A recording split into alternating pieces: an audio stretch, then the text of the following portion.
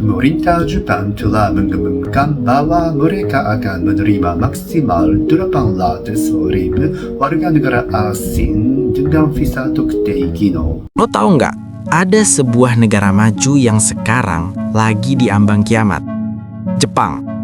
Di sana sawah-sawah mati, pabrik kosong, bahkan sekolah banyak yang roboh karena nggak ada muridnya sama sekali. Ini kabar buruk buat mereka. Tapi sebenarnya ini peluang emas buat lo yang masih nganggur di Indonesia. Bayangin ya, petani di Jepang itu bisa dapat 30 juta sebulan, 10 kali lipat dari petani kita. Tapi anehnya, pas Jepang lagi butuh 800.000 tenaga kerja, Indonesia malah cuma jadi penonton. Kita kalah telak sama Vietnam. Pertanyaannya, kita yang nggak mampu atau sistem kita yang emang berantakan? Yuk, kalian tonton video ini sampai selesai.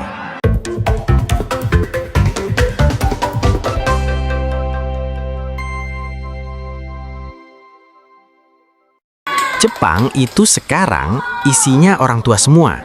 1/3 penduduknya itu lansia. Mereka butuh orang buat gantiin potok, buat jagain mesin, sampai buat macul di ladang. Dulu, Jepang itu terkenal rasis. Susah banget mau kerja di sana. Tapi sekarang, mereka seolah mengemis tenaga kerja asing.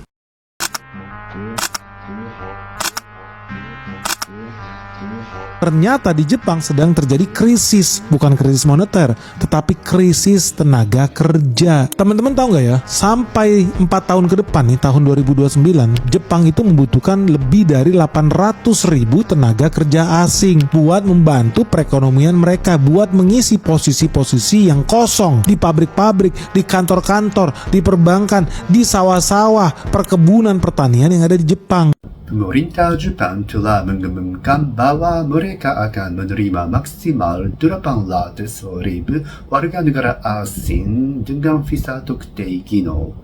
Namun, jumlah warga negara asing yang saat ini bekerja di Jepang dengan visa tokte Gino hanya sekitar 350.000. Jepang membutuhkan lebih banyak warga negara asing dengan visa tokte Gino. Lucunya nih, di Indonesia, kita punya jutaan anak muda yang butuh kerja. Tapi, buat berangkat ke sana aja, lo harus pintar. Harus sedia duit 40-50 juta dulu. Banyak yang sampai jual sawah bapaknya, ujung-ujungnya malah kena tipu mafia. Miris nggak? Terjadi lagi penipuan calon TKI yang ingin bekerja ke Jepang dan ditipu atau diperas 50 juta. Sangat miris banget.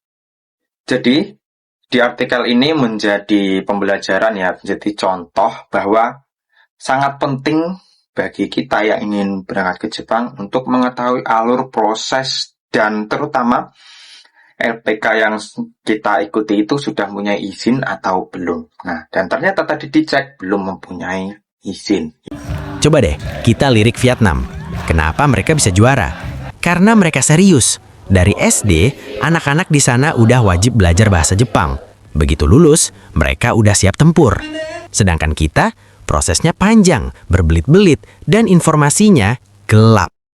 Kita ini kelebihan manusia, tapi kekurangan manusia yang siap. Padahal ya, kalau pemerintah mau fokus, kiriman duit dari TKI di Jepang itu bisa nembus 165 triliun. Itu duit nyata yang bisa langsung masuk ke dompet warga di desa-desa. Jauh lebih efektif daripada sekedar bangun jalan tol, tapi rakyatnya nggak bisa beli bensin. Sekarang pilihannya simple, mau terus-terusan bangun beton megwa atau mulai bangun manusia. Daripada anggaran triliunan habis buat proyek yang belum tentu kepake, mending dipakai buat modalin anak muda kita, biar bisa invasi ekonomi ke Jepang. Gimana menurut lo? Mending bangun gedung mewah atau bangun masa depan anak muda lewat subsidi pelatihan? Coba, kasih pendapat lo di kolom komentar. Gue pengen dengar argumen cerdas lo semua. Salam.